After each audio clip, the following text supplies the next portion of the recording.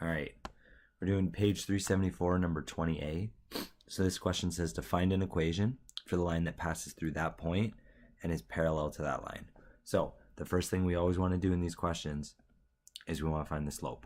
So in order to find the slope, I'm going to look at this line, and it says it's parallel to this line, which means it's going to have the same slope. So right away, I know my slope is going to be -4/3. So it's the same as that one.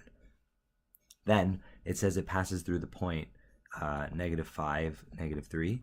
So I'm going to write my equation using slope point form.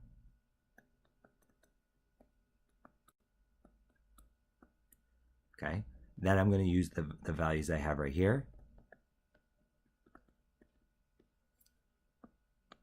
So instead of -3 for the y value, it became +3 because it always is negative version of it. And the -5 for the x became +5. And then my slopes could go right here, -4/3, which we already knew. That's all I have to do for that one. For the second part, it's the same thing, but it says it's perpendicular to this, to the same line, so perpendicular. So what's going to happen is the slope will become the negative reciprocal. So it's going to become 3/4. So I'm going to write the equation the same way, except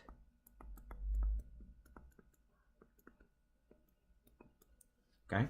So what you're going to notice for part B, if you want to look at that, compare the equations, how are they different? The only thing that's different is the slope. So what this is actually going to look like if you were to graph it is there's going to be basically at the point -3, 5, -5 right there.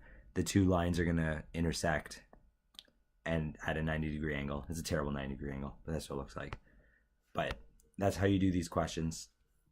Start by finding the slope, then put in the point. In this case, you just put it into the slope point form. It was a lot easier.